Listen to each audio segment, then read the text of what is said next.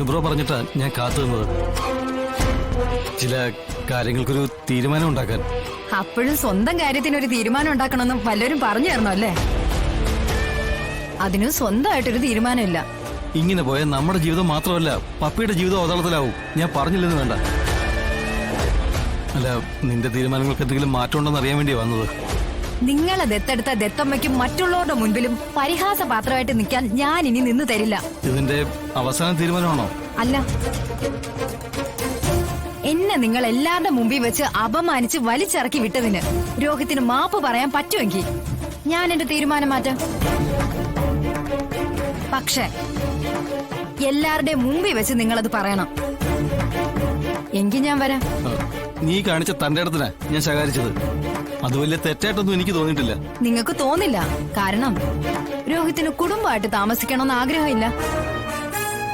ദേ, രോഹിത് ഇപ്പൊ എന്റെ മുന്നിൽ വന്ന് നിൽക്കുന്നത് തന്നെ മറ്റുള്ളവരെ ബോധ്യപ്പെടുത്താനായിട്ടല്ലേ? ആത്മാർത്ഥതയില്ലാത്ത സ്നേഹം അല്പായുസ. രോഹിത്തിന് മറ്റെന്തെങ്കിലും പറയാനുണ്ടോ? ശ്യാമേ, നീ വരുന്നില്ലെങ്കിൽ വരണ്ട. ഞാൻ പപ്പി മോളെ കൊണ്ടുപോകും. അവള് വളരേണ്ടതേ ആ വീട്ടിലാ. അതിന്റെ കാരണം നിനക്കറിയാവുന്നതാണല്ലോ. അങ്ങനെയാണെങ്കിലേ നിങ്ങൾക്കെതിരെ ഗാർഹിക പീഡനത്തിന് കൊണ്ട് കേസ് കൊടുക്കും. നീ കൊണ്ടുപോയി കേസ് കൊടുത്തു നോക്ക്. കോടതിയിൽ എന്ത് പറയണമെന്നൊക്കെ എനിക്ക് നന്നായിട്ട് അറിയാം. നിങ്ങളെ കൊണ്ട് ഞാൻ അഴി എണ്ണിപ്പിക്കും. നിന്നെ പോലെ ഒരു ദുരന്തത്തെ സഹിച്ച എനിക്ക് ഏത് ജയിലിൽ സ്വർഗവാടി, സ്വർഗം.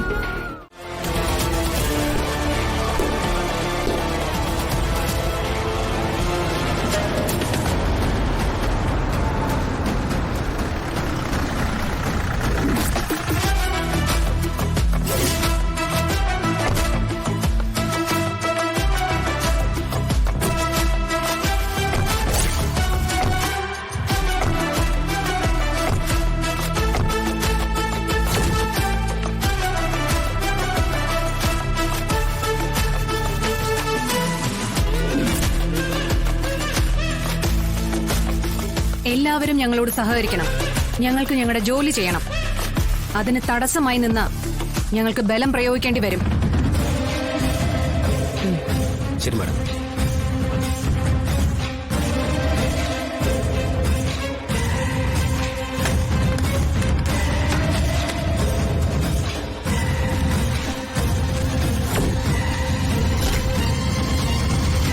ഞങ്ങളിവിടെ താമസിപ്പിച്ചിരിക്കുന്നതേ മഹേന്ദ്ര മുതലാളിയാ.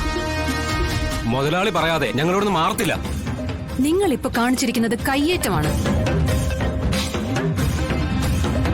അനധികൃതമായി സർക്കാരിന്റെ സ്ഥലം കയ്യേറി ഞങ്ങളുടെ ജോലി തടസ്സപ്പെടുത്താൻ നോക്കുന്നു. ഇതിന്റെ ശിക്ഷ എന്തായിരിക്കുമെന്ന് നിങ്ങളെ പറഞ്ഞ് ബോധ്യപ്പെടുത്തേണ്ട കാര്യമൊന്നും എനിക്കില്ല. കാരണം അത് മനസ്സിലാക്കി നിങ്ങളെ മറ്റൊരു സ്ഥലത്തേക്ക് മാറ്റി പാർപ്പിക്കേണ്ട ഉത്തരവാദിത്വം നിങ്ങൾ ഈ പറയുന്ന മഹേന്ദ്രൻ മുതലാളി കാണിക്കേണ്ടതാണ്. അത് കാണിക്കാത്ത കാലത്തോളം ഞങ്ങൾക്ക് നിങ്ങൾക്കെതിരെ ആക്ഷൻ എടുക്കാതെ മറ്റു മാർഗമില്ല. എല്ലാവരും ഇവിടെ നിറക്കണം. സാധനങ്ങളും പുറത്തേക്ക് എടുക്കണം. Yes madam. മാഡം,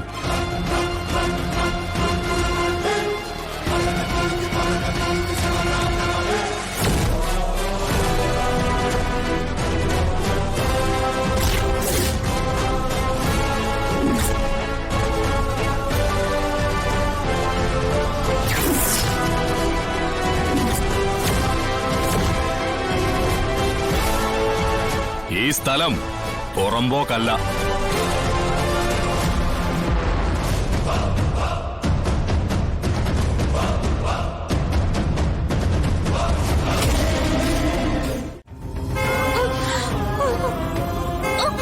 വണ്ടി എളുപ്പം ഇവിടെ.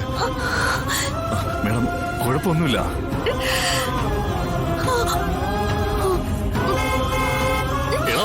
എളുപ്പമൊന്നും വിടറാ.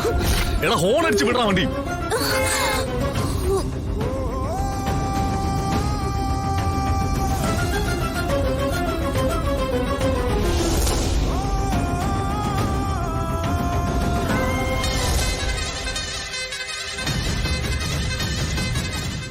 എല്ലാം ഭംഗിയായി കഴിഞ്ഞോടാ?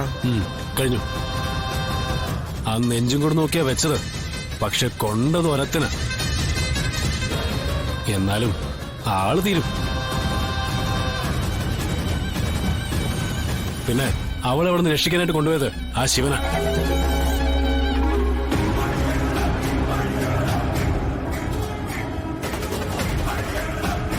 കൊലയാളി തന്നെ രക്ഷകനായിട്ട് മാറിയെന്ന് നമ്മൾ ചാനലുകാരെ കൊണ്ട് പറയിപ്പിക്കുകയും ചെയ്യും. ആ എങ്ങനെയുണ്ട് ബുദ്ധി? എന്തിനാപ്പ ഇത്രയും ക്രൂരത കാണിക്കുന്നത്?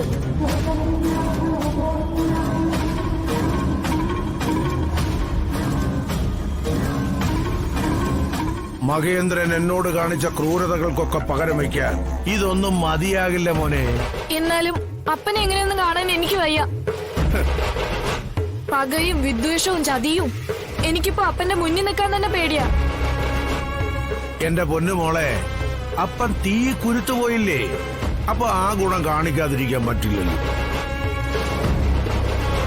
ആ മോൾ അകത്തോട്ട് എന്നേ ക്രിസ്തുദേവന്റെ മുന്നിൽ വേദപുസ്തകം ഇരിപ്പുണ്ട്.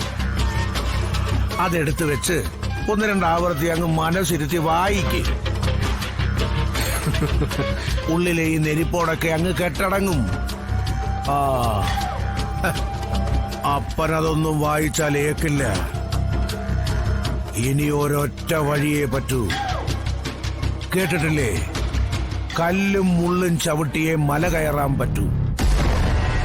എങ്കിലേ അയ്യപ്പന്റെ അനുഗ്രഹം കിട്ടും. അതുപോലെ തന്നെയാ യോഹന്നാൻ ഇതും. എന്റെ പൊന്നുമോള് ഇതിലൊന്നും ഇടപെടണ്ട. ചെല്ല്, അപ്പം പറഞ്ഞതുപോലെ ചെല്ലാൻ.